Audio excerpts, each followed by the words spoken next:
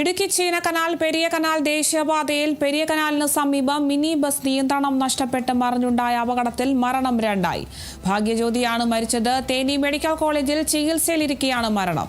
ഇന്നലെ വൈകുന്നേരത്തോടെയായിരുന്നു പെരിയ കനാലിന് സമീപം mini bus മറിഞ്ഞ് അപകടമുണ്ടായത്. പരലാച്ചി സ്വദേശി സ്റ്റെല്ല മേരിയും അപകടത്തിൽ മരണപ്പെട്ടിരുന്നു. അപകടത്തിൽ ഗുരുതരമായി പരിക്കേറ്റ 2 പേരടക്കം 6 പേർ തേനി മെഡിക്കൽ കോളേജിൽ ചികിത്സയിലാണ്. തമിഴ്നാട് വിരുദ്നഗർ ജില്ലയിലെ പരലാച്ചി എന്ന സ്ഥലത്തു നിന്നെത്തിയ ഡ്രൈവർ അടക്കം 27 പേരടങ്ങുന്ന ടൂറിസ്റ്റ് ബസ്സാണ് അപകടത്തിൽപ്പെട്ടത്.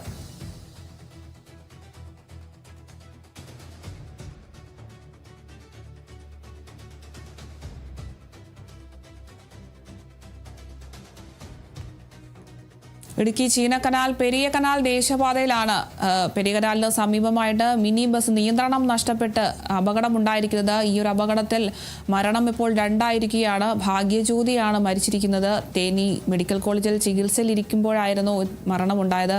ഇന്നലെ വൈകുന്നേരത്തോടെയായിരുന്നു ഇത്തരത്തിൽ അപകടമുണ്ടായത്. പെരിയ കനാലിന് സമീപം മിനി ബസ് മറിയുകയായിരുന്നു.